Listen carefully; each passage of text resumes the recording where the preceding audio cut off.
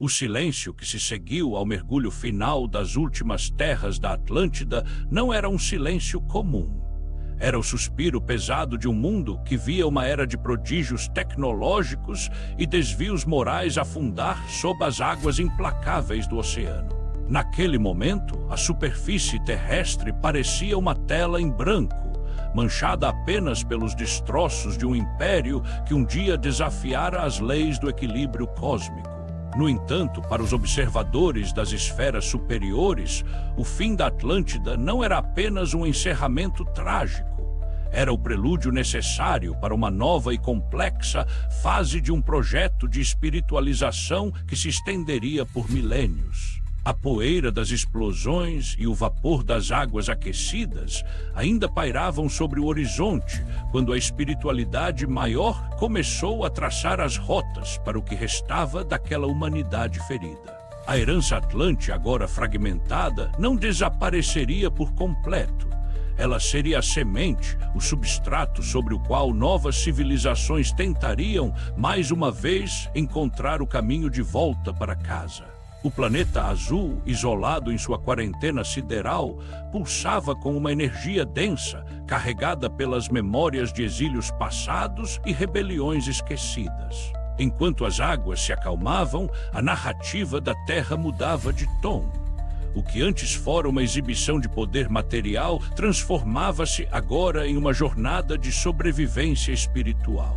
Os sobreviventes, espalhados por arquipélagos e costas distantes, carregavam em seu código genético e em suas almas a marca de múltiplas origens planetárias. Eram seres de mundos distantes, náufragos de estrelas esquecidas, que agora se viam obrigados a recomeçar do zero, em um ambiente que exigia não apenas força física, mas uma profunda reestruturação da vontade. O cenário era de uma beleza melancólica. As estrelas, que outrora eram destinos familiares para os ancestrais daqueles povos, agora pareciam pontos frios e inalcançáveis no firmamento. A quarentena cósmica, imposta para proteger o restante da galáxia dos eflúvios nocivos da rebelião, tornara a Terra uma ilha de isolamento absoluto. Mas mesmo nesse isolamento havia um plano. Um plano que envolvia a lenta e dolorosa reintegração de seres que haviam caído do estado de graça mental para o abismo da experimentação densa. O fim de uma civilização era, na verdade, o início de um laboratório de almas onde o tempo não seria contado em anos, mas em ciclos de aprendizado e dor. E no centro desse laboratório, uma tensão invisível começava a se formar, uma força que aguardava o momento certo para se manifestar, deixando no ar a pergunta: seria a humanidade capaz de transcender sua própria sombra antes que o tempo se esgotasse? À medida que os séculos avançavam, a geografia da Terra tornava-se o berço de uma diversidade sem precedentes. Os múltiplos acasalamentos entre os remanescentes atlantes, os povos nativos e os exilados de diferentes sistemas estelares criaram um mosaico racial e cultural que daria origem aos grandes núcleos de desenvolvimento do mundo antigo. O que restara da grandiosa tecnologia atlante, máquinas que outrora desafiavam a gravidade e manipulavam a energia pura, estava agora reduzido a sucatas místicas. Fragmentos de conhecimento que as gerações seguintes passariam a adorar como relíquias divinas ou segredos proibidos. Esses focos de desenvolvimento começaram a pulsar em regiões estratégicas. Nas margens férteis do Nilo, nas planícies do Indo, nas vastidões da China, nas montanhas do México e nas florestas da Europa. Cada um desses núcleos servia como um novo laboratório para a espiritualidade maior. A estratégia era clara. Se o orgulho e a tecnologia haviam levado à queda, talvez a cultura, a filosofia e a religião pudessem oferecer um caminho de retorno. Grandes emissários, almas de alta envergadura que aceitaram o sacrifício da encarnação na densidade terrena, começaram a surgir nesses centros. Eles traziam consigo as sementes do amor e do entendimento, adaptadas à capacidade de compressão de povos que ainda lutavam para dominar o fogo e a escrita. No Egito, os mistérios da vida e da morte eram codificados em pedras monumentais. Na Índia, a busca pela libertação do ciclo de nascimentos e mortes tornava-se o cerne da existência. Na Suméria e na Mesopotâmia, as leis e a ordem tentavam conter o caos dos instintos humanos. Em cada um desses lugares, a sombra da civilização atlante ainda se projetava, não mais como uma presença física, mas como uma herança tecnológica sucateada que conferia a esses povos uma vantagem inicial, um brilho de sofisticação que os distinguia das tribos puramente primitivas. No entanto, essa herança era uma faca de dois gumes. Se, por um lado, acelerava o progresso material, por outro, alimentava as antigas tendências de dominação e orgulho que haviam causado o exílio original. A Terra, nessa época, era um caldeirão de influências conflitantes. O solo do planeta estava sendo preparado para uma investida direta da luz, uma tentativa de religar a humanidade ao circuito da convivência cósmica. Mas para que essa religação ocorresse, o ambiente vibratório do orbe precisava mudar. O planeta não era apenas um pedaço de rocha orbitando uma estrela. Era uma entidade energética cuja atmosfera astral era moldada pelos pensamentos e atos de seus habitantes. E era exatamente nessa atmosfera, invisível aos olhos carnais, que o verdadeiro conflito estava sendo armado. Enquanto os povos construíam templos e cidades, forças ocultas observavam das sombras do plano astral, prontas para desviar qualquer tentativa de progresso real. O cenário estava montado para um embate de proporções siderais, e a questão central que começava a emergir não era apenas sobre o destino das nações, mas sobre a possibilidade de a Terra superar sua condição de prisão planetária. No tabuleiro deste mundo em reconstrução, dois polos de influência se delineavam com clareza nos bastidores da realidade visível. De um lado, a estratégia de Sofia, a personificação da sabedoria e do amor compassivo, que trabalhava incessantemente para semear a fraternidade e a luz nos corações humanos. De outro, a figura de Lúcifer, o estrategista do orgulho e da rebeldia, que mantinha seu olhar fixo na manutenção do isolamento terrestre. Lúcifer, dotado de uma inteligência fria e calculista, compreendia as regras do jogo melhor do que muitos poderiam imaginar. Ele sabia que a verdadeira batalha não se daria nos campos celestiais ou nas dimensões puramente espirituais, onde a luz era soberana. O campo de luta escolhido era o ambiente físico, o reino dos encarnados, onde a densidade da matéria e o véu do esquecimento tornavam as almas vulneráveis e fáceis de manipular. Com uma cautela extrema, Lúcifer tomou uma decisão que definiria o curso dos milênios. Ele jamais encarnaria na Terra. Ao evitar o mergulho na carne, ele se protegia do desgaste energético e do risco de se perder nas paixões humanas, mantendo sua consciência intacta nos níveis astrais mais próximos da superfície planetária. De seu quartel-general invisível, ele coordenava uma rede de seguidores que, ao contrário dele, mergulhavam repetidamente no ciclo das reencarnações. Esses soldados da sombra eram distribuídos estrategicamente entre os principais núcleos de poder da época, entre os egípcios, os hebreus, os gregos, os celtas e os povos da Ásia.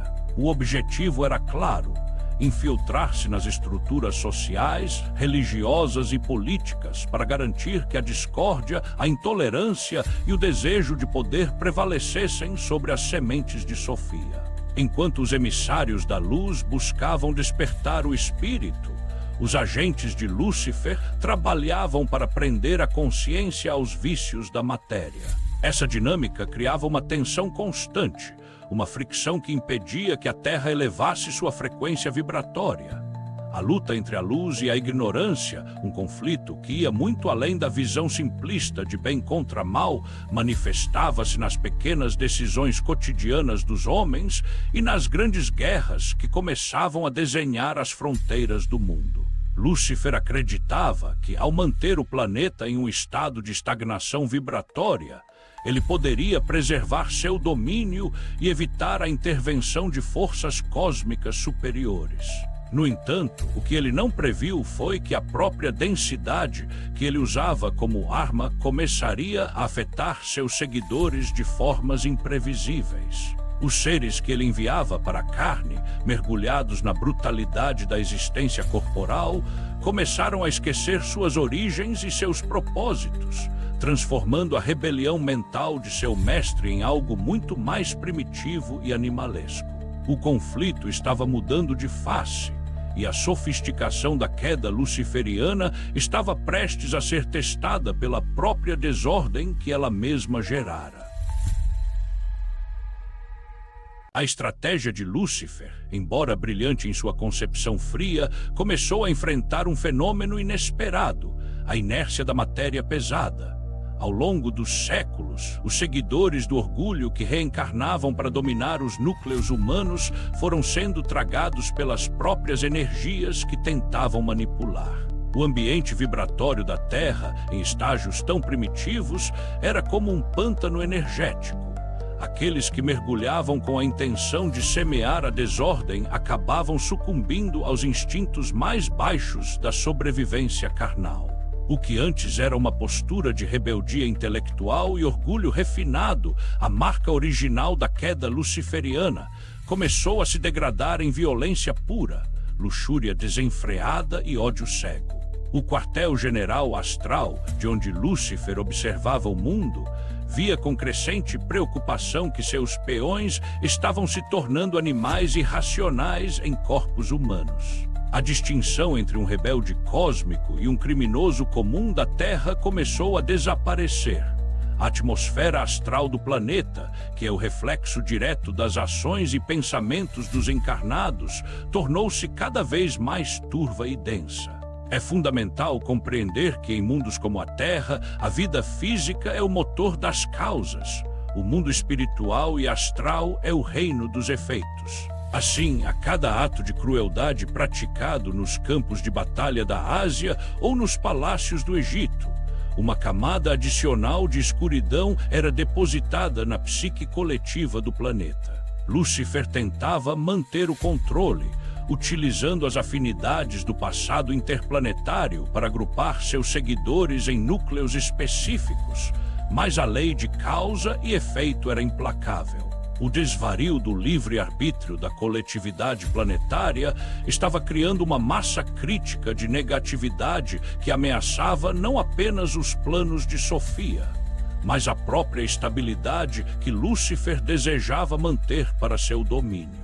Enquanto isso, os emissários da sabedoria continuavam seu trabalho heróico.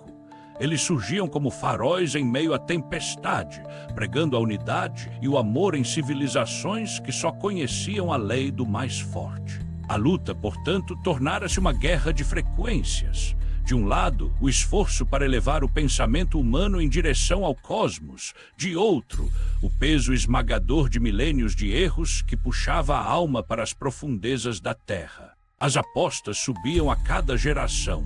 A humanidade estava se aproximando de um ponto de ruptura, um momento em que a balança entre a luz e a sombra precisaria ser equilibrada, ou o planeta correria o risco de se tornar uma prisão eterna, fechada para sempre para a convivência cósmica. O caos crescente nas fileiras luciferianas criava uma brecha, mas também um perigo. A desordem total poderia inviabilizar qualquer tentativa de auxílio externo. O cenário aproximava-se do ano 3000 a.C., uma data que ficaria marcada nos anais ocultos da história como o momento em que o destino da Terra mudaria de rota de forma dramática. Por volta do 4º milênio antes da Era Comum, a situação na Terra era de uma complexidade aterradora. A mistura desordenada entre as almas que buscavam a luz e aquelas que se perdiam nas trevas criava um quadro existencial fragmentado. O esforço heróico dos seguidores de Sofia era constante, mas eles enfrentavam uma resistência que parecia brotar do próprio solo do planeta. A lucidez original de Lúcifer estava sendo engolida por um mar de ignorância que ele mesmo ajudara a criar. O orgulho, que outrora fora uma atitude mental grandiosa, ainda que equivocada, agora se manifestava como uma mesquinharia animal. Os crimes espirituais acumulavam-se, formando uma barreira energética em volta do globo, uma verdadeira casca de registros kármicos que impedia a entrada de influências mais sutis. Nesse contexto, o grande plano sonhado pelos mentores espirituais estava em risco.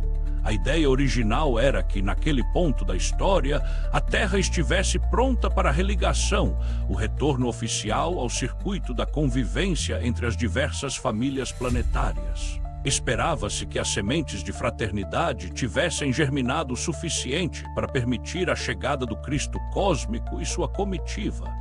Imaginava-se um cenário onde naves maravilhosas, tripuladas por seres de luz, pudessem descer sobre os núcleos de desenvolvimento humano, como o Egito e a Índia, para abraçar e guiar abertamente a humanidade. Esses seres trariam corpos eternos e tecnologias que não visavam o domínio, mas a libertação do espírito. Seria o fim da quarentena, o momento em que os lenços brancos da paz seriam acenados e a Terra finalmente deixaria de ser uma ilha isolada. No entanto, a realidade no terreno era muito diferente dos sonhos dos mentores. O desvio provocado pelo mau uso do livre-arbítrio coletivo fora profundo demais. As condições vibratórias do planeta eram tão baixas e pesadas que se tornava impossível para esses irmãos de outros mundos penetrarem na atmosfera terrestre com seus corpos sutilizados. A diferença de frequência era tamanha que a presença física desses seres de luz provocaria um choque energético insuportável tanto para eles quanto para os terráqueos. A quarentena, que deveria ser um período de cura, tornara-se uma prisão fortificada pela própria vontade dos prisioneiros. O peso das ações humanas, o ódio, a intolerância e o apego excessivo às sensações da carne criaram uma barreira que nem mesmo a tecnologia mais avançada do cosmos poderia transpor sem violar as leis da natureza. O plano de reintegração direta estava fracassando. A semente não encontrava solo fértil, em vez disso, caía entre pedras de egoísmo e espinhos de violência. A sensação de urgência crescia nos conselhos superiores que observavam o sistema solar. Se a ajuda direta não era mais possível, como salvar um rebanho que insistia em se perder nos labirintos da própria ignorância. A humanidade estava diante de um impasse cósmico, e a resposta para esse dilema exigiria uma mudança radical na abordagem divina. A complicação que se apresentava diante dos olhos da espiritualidade maior era de natureza vibratória e moral. O ano 3000 AC aproximava-se não como um momento de celebração, mas como um marco de um grande desvio de rota. O projeto original de reintegração estava sendo sabotado pela própria massa humana que deveria ser beneficiada. O quartel-general de Lúcifer, embora também estivesse perdendo o controle sobre seus próprios subordinados, conseguira o que queria no sentido de impedir a elevação do planeta. A desorganização do mundo terreno era tamanha que a presença da luz direta era agora vista como uma ameaça ou como algo incompreensível para a mente humana. A intolerância, essa marca terrível do orgulho ferido, tornara-se a regra. Aqueles que ousavam falar de um cosmos habitado ou de uma fraternidade que ia além das fronteiras de suas tribos eram frequentemente perseguidos ou ridicularizados. O conhecimento espiritual, que deveria ser a chave da libertação, estava sendo distorcido para servir aos caprichos de castas sacerdotais e governantes despóticos. A humanidade estava presa em um ciclo vicioso. Suas ações criavam um ambiente astral denso, e esse ambiente, por sua vez, influenciava negativamente as novas gerações que encarnavam, reforçando os comportamentos animais. O caos provocado pelo desamor e pela luxúria não era apenas um problema social, era uma barreira física no plano das energias. Sofia e sua comitiva, que aguardavam o momento de descer em suas naves resplandecentes, viam com tristeza que o caminho estava bloqueado. Não era uma proibição arbitrária de Deus, mas uma consequência natural das leis de afinidade vibratória. Como levar a beleza da arte cósmica a quem só tem olhos para a lama. Como oferecer a imortalidade a quem usa a vida apenas para destruir o próximo. A tensão entre o que a Terra poderia ser e o que ela efetivamente era tornara-se insuportável. Os registros kármicos dos crimes cometidos, desde a queda de Atlântida, pesavam como chumbo sobre a psique planetária. O isolamento, que antes fora uma medida de proteção para o universo, agora parecia uma sentença de morte espiritual para os que aqui habitavam. Estava definitivamente afastada a possibilidade de uma intervenção externa gloriosa. O sonho de uma chegada triunfal do Cristo cósmico, que traria a paz imediata, desvanecia-se diante da realidade de um mundo que preferia seus grilhões. O desvio de rota estava completo. A Terra não seguiria o caminho da ascensão rápida e assistida. Ela teria que enfrentar um caminho muito mais longo, doloroso e solitário. A inevitabilidade desse novo destino começou a se assentar sobre os corações dos mentores espirituais, que agora precisavam encontrar uma forma de não abandonar aqueles que, embora ingratos, ainda eram filhos da mesma fonte criadora. O ambiente nas esferas superiores era de uma solene resignação misturada a uma compaixão profunda. A pressão aumentava à medida que o tempo terrestre avançava e as condições vibratórias não mostravam sinais de melhora. O momento que deveria ser o da grande abertura estava se transformando no momento do grande fechamento. A inevitabilidade do desvio de rota era agora uma realidade incontestável nos conselhos que regem o destino dos mundos. A humanidade, em sua loucura coletiva, havia construído um muro de sombra tão espesso que as naves de luz de Sofia não conseguiam mais encontrar um ponto de ancoragem. O peso dos milênios de erros, acertos e desacertos estava concentrado naquela janela de tempo. O plano de ajuda direta, que envolveria o contato aberto com civilizações planetárias avançadas, precisou ser arquivado. A quarentena cósmica, em vez de terminar, seria intensificada não por punição, mas por necessidade técnica. Os eflúvios nocivos que emanavam da Terra eram tão potentes que poderiam contaminar outros sistemas se a barreira fosse removida prematuramente. O mundo estava, mais do que nunca, ilhado pelo seu próprio orgulho. A intensidade desse momento era sentida nos planos astrais como uma tempestade que nunca descarrega. Os espíritos que aguardavam a reintegração sentiam o peso da oportunidade perdida, embora a maioria dos encarnados nem sequer suspeitasse da magnitude do que estava em jogo. Eles continuavam suas vidas, suas guerras e suas buscas por prazeres efêmeros, alheios ao fato de que as portas do cosmos estavam se fechando diante de seus narizes. A estratégia de Lúcifer parecia ter vencido, mas era uma vitória de pirro. Ele havia conseguido manter seu domínio, mas agora governava um reino de sombras e decadência, onde nem mesmo ele conseguia mais prever os resultados da desordem que plantara. O cenário era de uma beleza trágica. De um lado, a luz radiante que desejava descer e abraçar; de outro, a escuridão densa que repelia o toque do sagrado. O ponto de virada estava próximo. Se o Cristo cósmico não poderia vir em naves de luz, se a ajuda não poderia vir de fora para dentro devido à barreira vibratória, então o amor precisaria encontrar uma forma de nascer de dentro para fora. O peso da decisão final recaía sobre o pastor amoroso, aquele que nunca desiste de uma única ovelha, por mais distante que ela tenha se perdido no deserto da ignorância. A estratégia teria que mudar.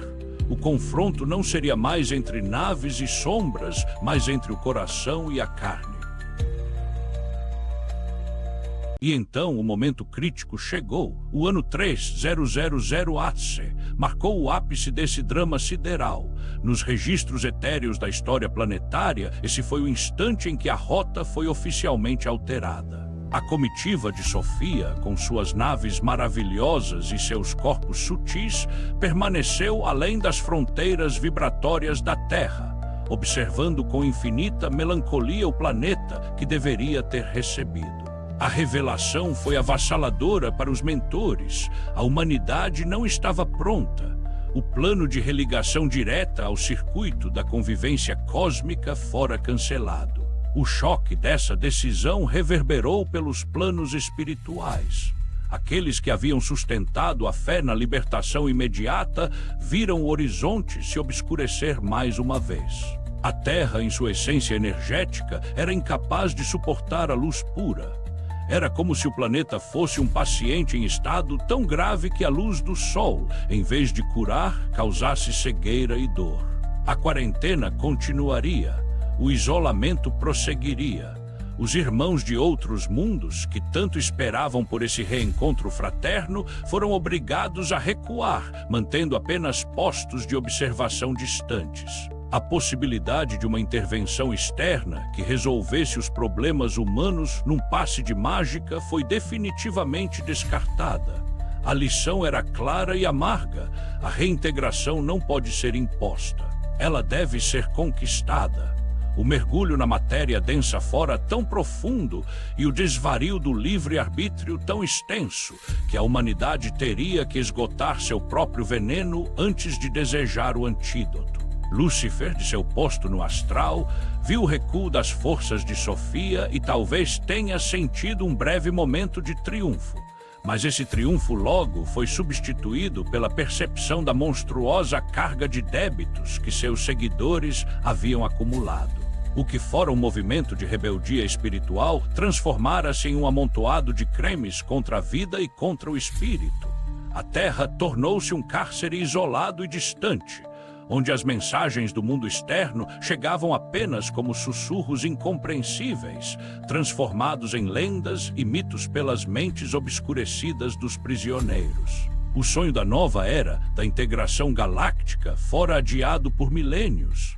A transformação que deveria ter sido rápida e assistida tornou-se um processo lento, arrastado e marcado pelo sofrimento pedagógico da lei de causa e efeito. No entanto, em meio ao colapso do grande plano, uma nova luz começou a brilhar, não mais vinda do espaço exterior, mas do centro da vontade divina. O pastor amoroso, diante da falha dos meios externos, decidiu que o sacrifício precisaria ser mais profundo. A solução não viria do céu para a terra, mas através de um mergulho ainda mais radical na própria lama humana. O rescaldo imediato daquela mudança de rota foi sentido como um vazio espiritual profundo em todos os núcleos de desenvolvimento humano. Embora os homens daquela época, no Egito ou na Suméria, não tivessem consciência intelectual do que ocorrera nas altas esferas, suas almas registraram o peso do distanciamento. A esperança de algo divino que descesse dos céus para consertar o mundo transformou-se em religiões cada vez mais baseadas no medo, no sacrifício e na barganha com deuses que pareciam distantes e irascíveis. A quarentena cósmica tornou-se mais rigorosa e a sensação de isolamento na ilha planetária acentuou-se. O ambiente vibratório, já pesado, parecia ter se solidificado. As consequências para os seguidores de Lúcifer foram desastrosas.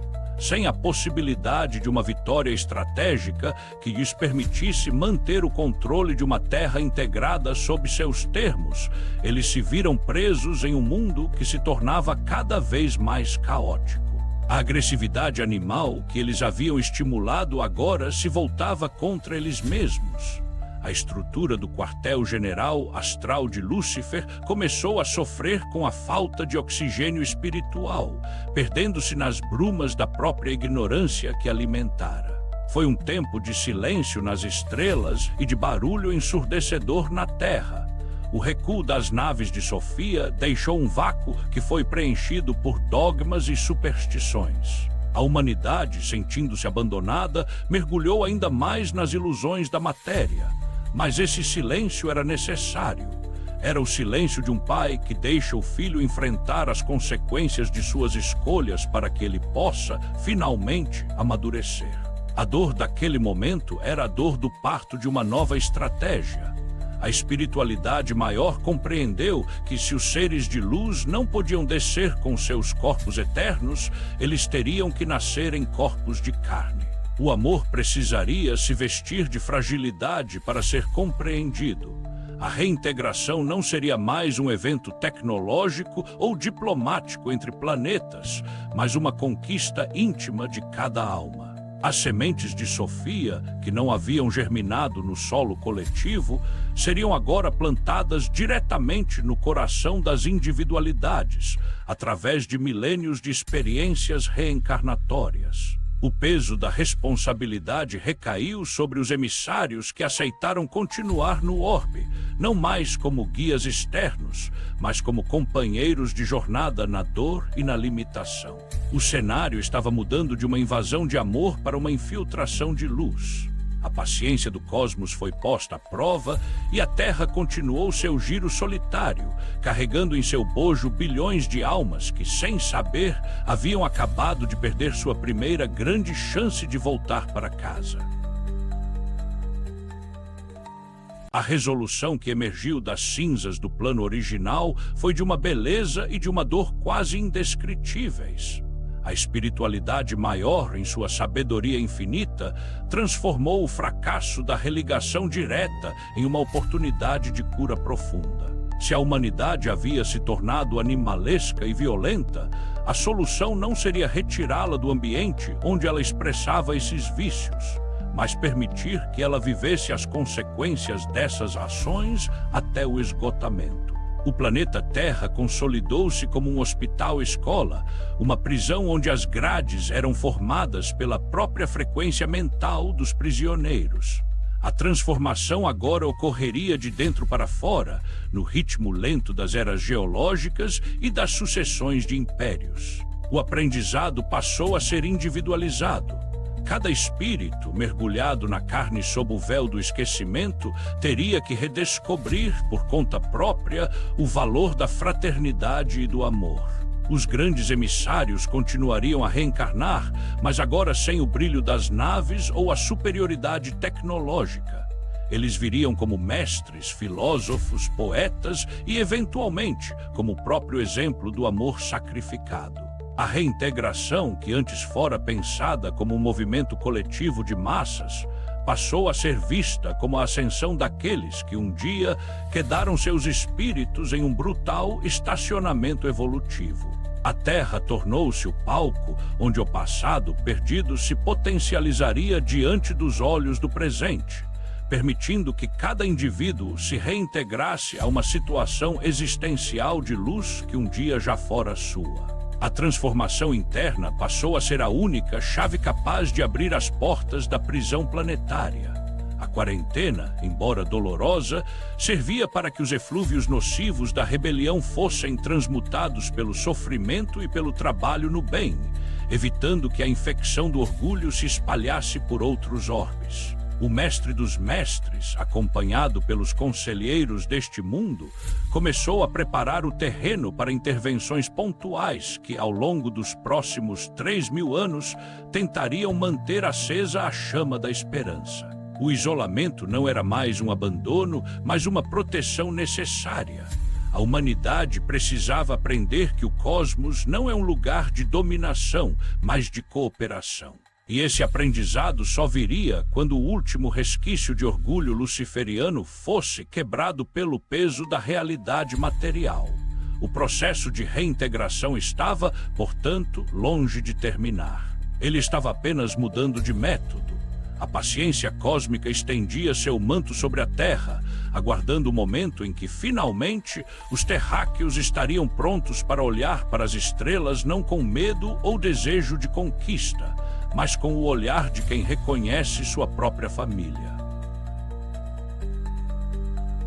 Ao olharmos para essa trajetória de desvios e esperanças, percebemos que a história da humanidade terrena é, em última análise, a história de uma grande queda e de um longo processo de recuperação. O que muitas vezes chamamos de progresso civilizatório é, na verdade, o esforço lento de almas exiladas para reconstruir sua dignidade espiritual em um ambiente hostil e denso.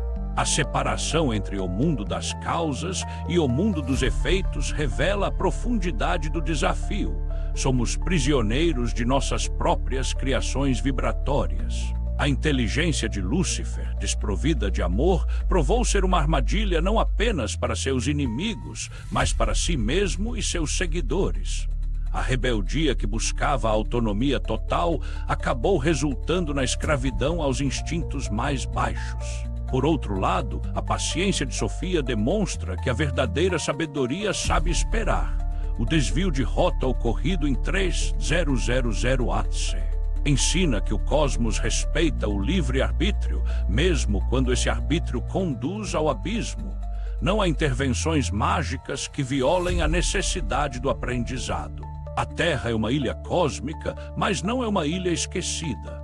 As mensagens continuam chegando, os emissários continuam descendo, e a porta da reintegração permanece entreaberta para todo aquele que consegue elevar seu pensamento acima da névoa do egoísmo. A síntese desse processo é a compreensão de que a nossa psicologia humana é frágil e limitada, precisamente porque perdemos a conexão com a nossa herança estelar. O que hoje chamamos de lendas ou notícias místicas são, na verdade, fragmentos de uma memória ancestral que teima em não morrer. A reintegração que se aproxima agora, no limiar de um novo milênio, é a mesma que foi tentada no passado, mas com uma diferença fundamental. Desta vez, o convívio com outros mundos não virá para nos salvar de nós mesmos, mas para nos acolher como sobreviventes de uma longa e dolorosa quarentena. O tempo se encarrega de classificar o que é história e o que é mito, mas a verdade espiritual permanece inalterada. Somos seres cósmicos em uma experiência temporária de limitação. A busca pela verdade, que levou mentes de vanguarda às fogueiras da ignorância ao longo dos séculos, é o motor que finalmente romperá os grilhões do passado. Estamos, enfim, nos preparando para voltar a conviver com a sociedade do cosmos, não como prisioneiros perdoados, mas como seres que aprenderam, através da dor, que o único caminho para a liberdade é o amor fraterno. A reflexão final que esta saga nos impõe é de humildade e esperança. Reconhecer que somos parte de um contexto muito maior, de uma história que se estende por milênios e atravessa sistemas estelares, é o primeiro passo para a nossa libertação. O isolamento da Terra, embora pareça uma punição, foi o maior gesto de misericórdia do pastor amoroso, que permitiu que o joio e o trigo crescessem juntos até que tivéssemos discernimento para separá-los em nossos próprios corações. O desvio de rota não foi um erro de Deus, mas uma resposta à nossa incapacidade de receber a luz.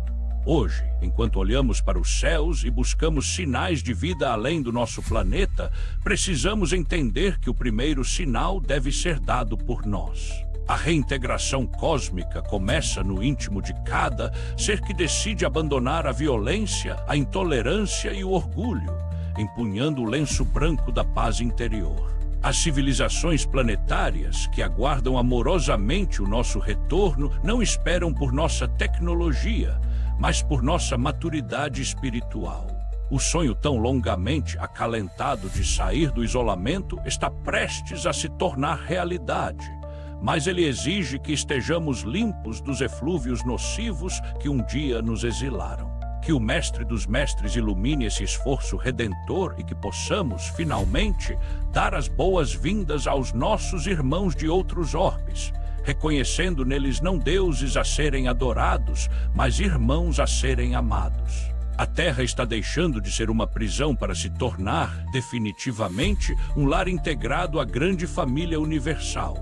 O passado perdido está sendo resgatado, não como uma volta ao que fomos, mas como uma ascensão ao que podemos ser. Que a lição do desvio de rota nos sirva de bússola para que, daqui em diante, sigamos em linha reta em direção à luz. A quarentena está chegando ao fim para aqueles que já abriram as janelas da alma. A reintegração não é apenas um evento futuro, é uma escolha presente. Que possamos escolher com coragem e amor o caminho de volta para casa, integrando-nos finalmente à harmonia do cosmos.